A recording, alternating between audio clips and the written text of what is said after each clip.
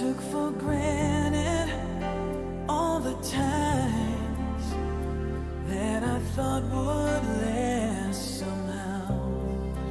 I hear the laughter, I taste the tears, but I can't get near you now. Oh, can't you see it, baby? You've got me going crazy. Wherever you go, whatever you do, I will be right here waiting for you. Whatever it takes, or how my heart breaks, I will be right here waiting for you. I wonder how we can survive this romance, but in the end, if I'm with you, I'll take the chance.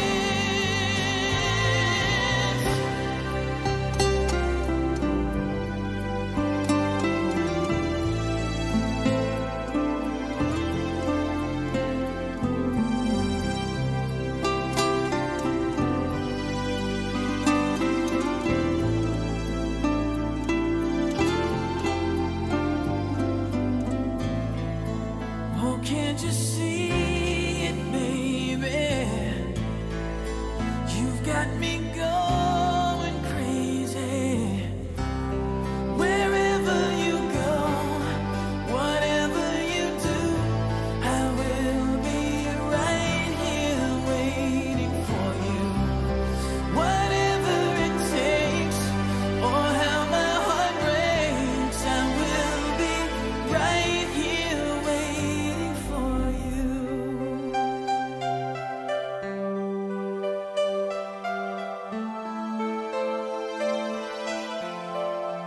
Waiting for you.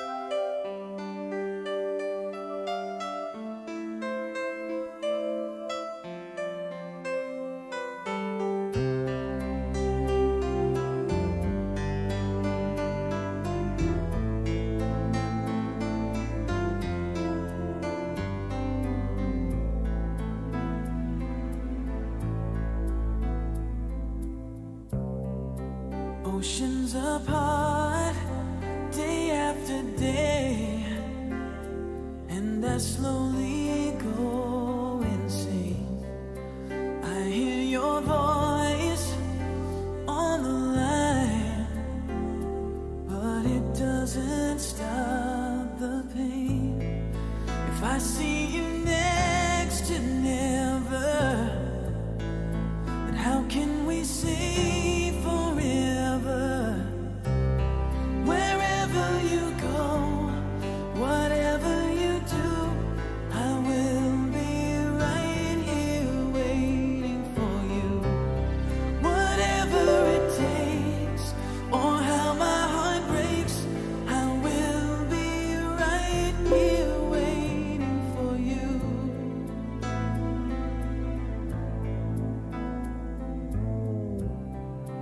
I took for granted all the times that I thought would last somehow. I hear the laughter, I taste the tears, but I can't get near you now. Oh, can't you see it, baby? You've got me going crazy.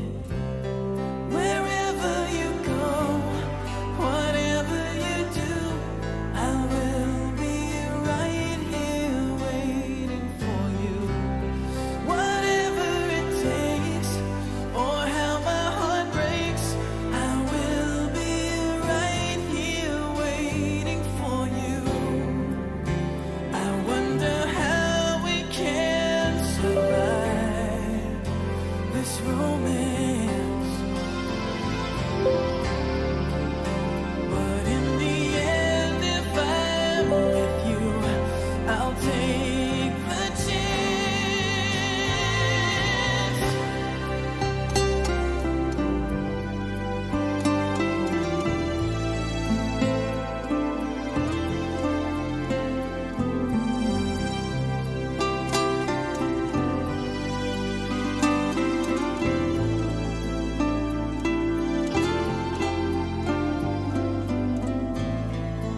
Oh, can't you see it, baby? You've got me going crazy. Wherever you go, whatever you do, I will be right here waiting for you. Whatever it takes, or how my heart breaks, I will be right here waiting for you.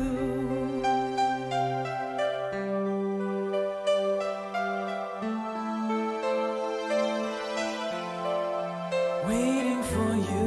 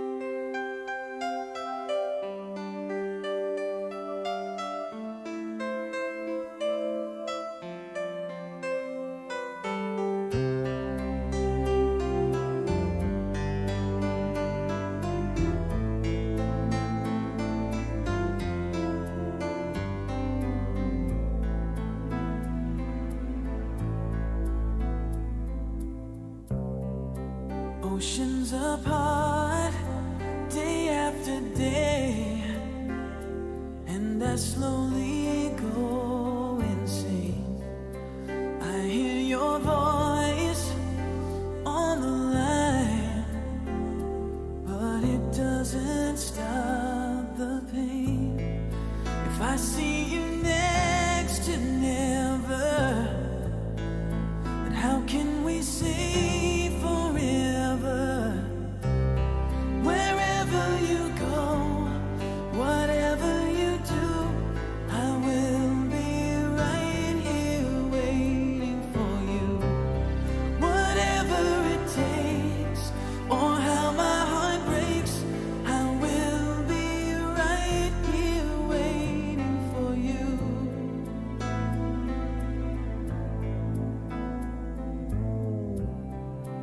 I took for granted all the times that I thought would last somehow. I hear the laughter, I taste the tears, but I can't get near you now. Oh, can't you see it, baby? You've got me going crazy. Wherever you go, whatever you do, I will be right here waiting for you. Whatever it takes, or how my heart breaks, I will be right here waiting for you.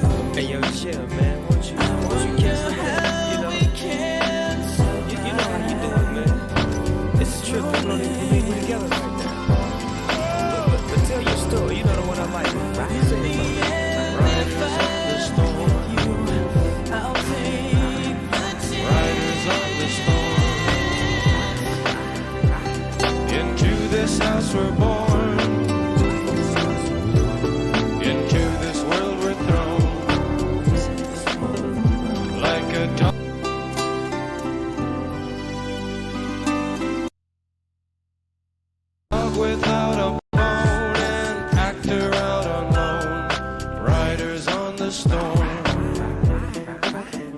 There's a killer on the road. His brain is squirming like a toad. Take a long holiday. Let your children play. If you give this man a ride, sweet family will die. Killer on the road. Yeah. Going off of this, going off of that. With the Lizard King bumping in the back. How about that? Drifting, lifting, swifting, coasting, testing, roasting.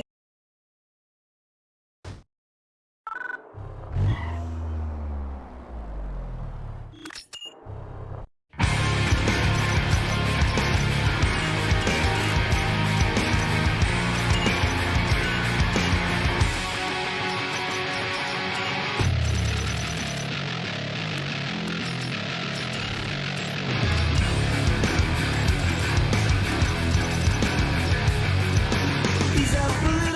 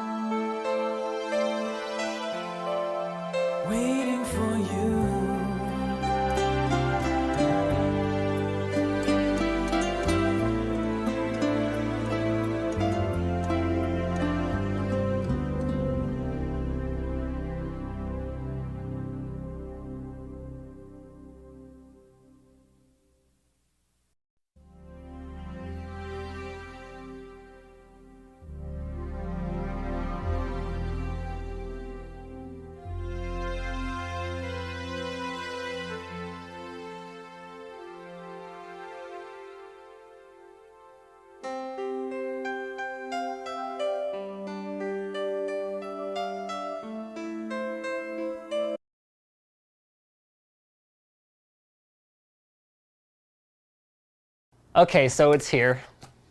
This might not look like much, but if you've ever gotten a review sample from Intel, then you'll know that there could be anything inside. Usually a CPU, but anyway. This, my friends, is one of our 2 Intel Xeon 2699 V3 processors. Now this was not easy to get because this is not your average run-of-the-mill consumer, tops out at $1,000 peasant dollars processor. No, this is a $4,500 chip. It has 18 cores. It supports hyperthreading for a total of 36 threads. It has 45 megabytes of cache. It has more cache than my first computer had RAM. My first computer that I owned for myself had RAM. It has more cache than that. And my server board isn't here for it yet, but I figure, what the hey? This is LGA 2011-3. Right? Just like an X99 motherboard. The X99 motherboard listed as compatible, so I figured, why don't we take her for a spin, even though we can't fire up both of them, and I'm gonna put it in an Asus X99 Deluxe and find out what this little puppy is capable of. So come along for the ride.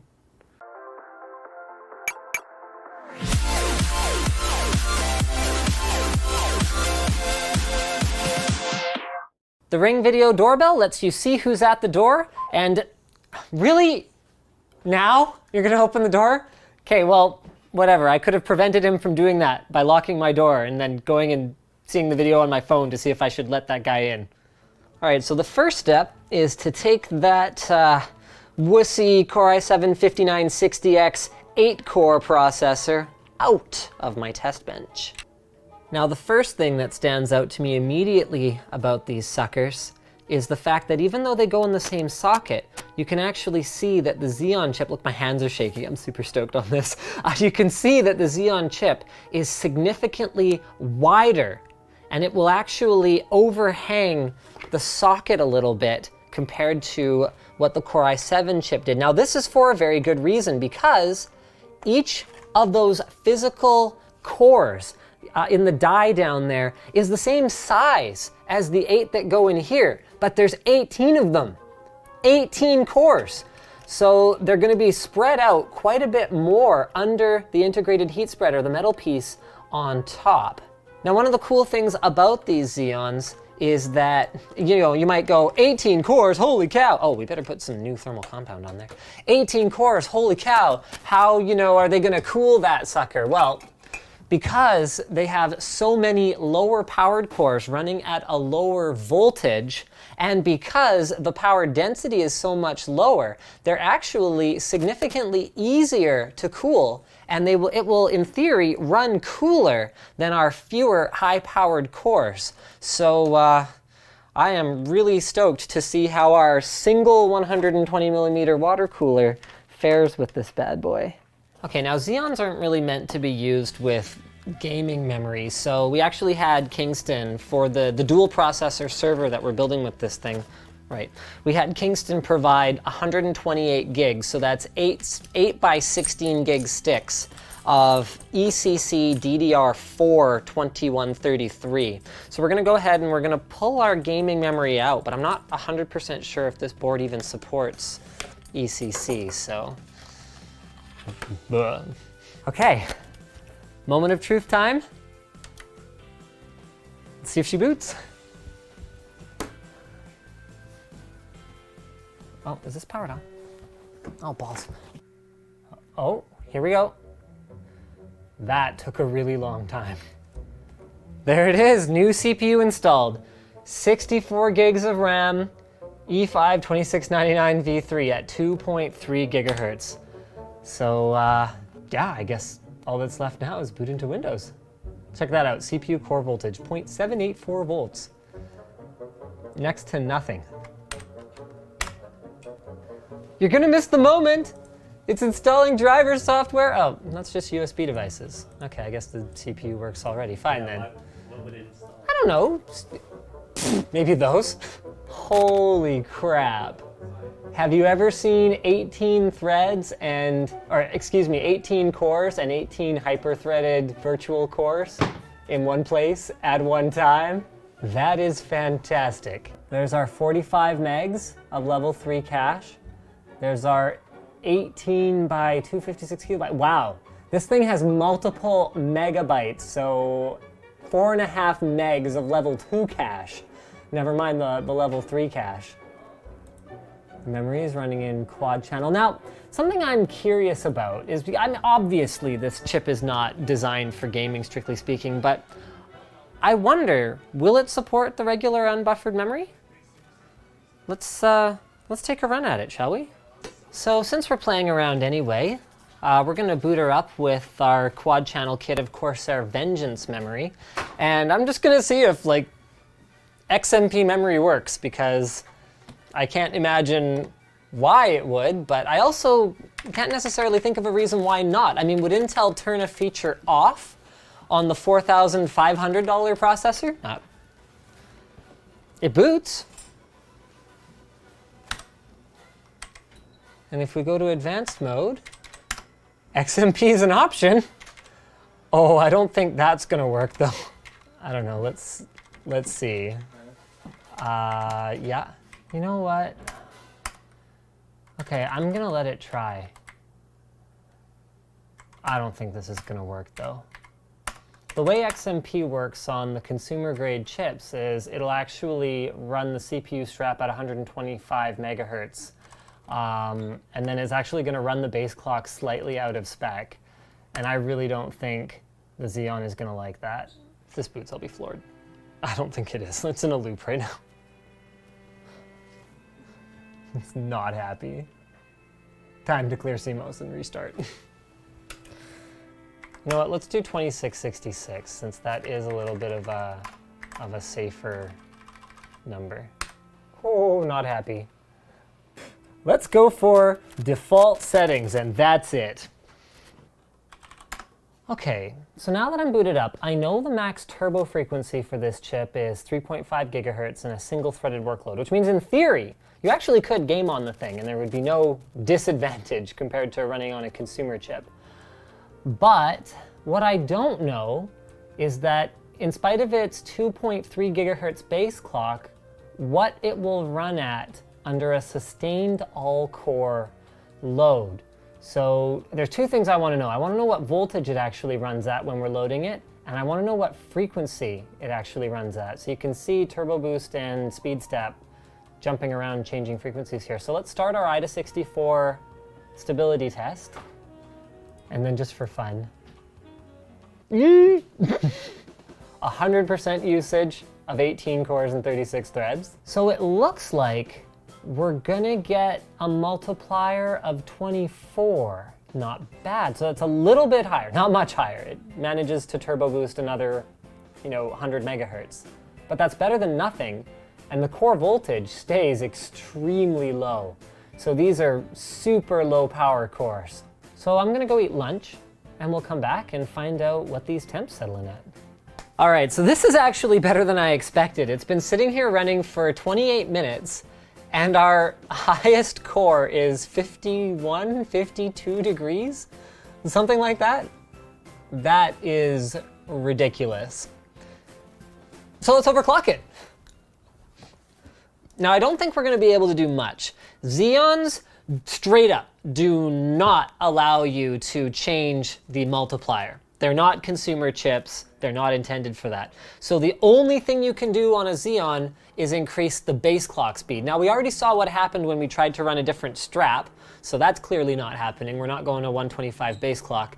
So all we can really do is maybe we can get, 5 megahertz more on the 100 megahertz stock base clock. But remember, guys, 5 megahertz more is 5% to every clock speed we run at every boost level. So that could result in a significant performance improvement, especially when you multiply it by 18 cores. That's like adding almost another core to the chip. Look at that. 105 megahertz. We are now seeing, well, I guess we should compare apples to apples. So let's run our stress test. 2.73 gigahertz. I'm rounding up a little bit. Come on, it's still impressive. On our 18 core processor.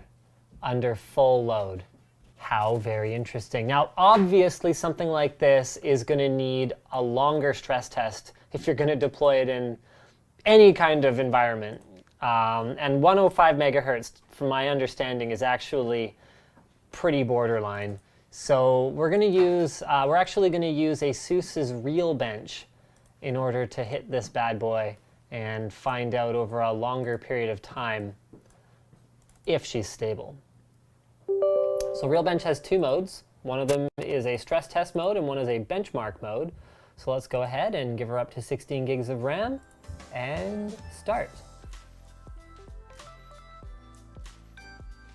All right, so Realbench, I thought it was still running for quite some time, but the system actually locked up after about 14 minutes. So we're gonna dial this puppy back. Whoop. Let's say 103 megahertz. Let's try this again and find out if we can get her stable. Okay, so now we're booted up at 103 megahertz base clock. So let's do our 8-hour stress test again and find out if this is stable. This will still give us a 3% improvement in frequency, which will, okay, come back.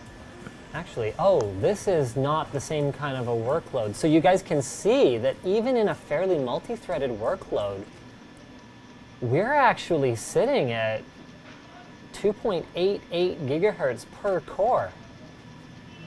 Wow, so it's only in that synthetic IDA workload that the multiplier is only going to 24. That is really impressive.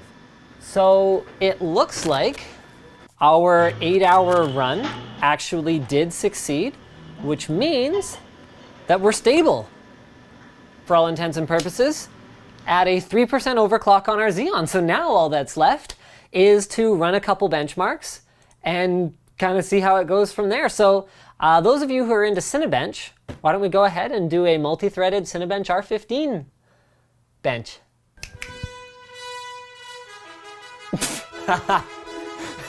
Wow. That is incredible. I've watched this run a lot of times. I have never watched it run like that. Holy crap. So I think, is this your Xeon, Ed? 2.6 gigahertz, 12 core, 24 thread? 2.7. Okay, so this thing is double the performance of an X5650. It is 2.5 times, like 2.3 times the performance of a 3930K in Cinebench, something that scales reasonably well. Now, let's run the single core benchmark because I want to see how performance is actually scaling going from 1 to 18 cores. This one's going to take a while. I don't think we're going to film the whole thing. See, this is more like what I'm used to seeing. So we mentioned this before, but this is the Ring Video Doorbell. Basically what it does is it allows you to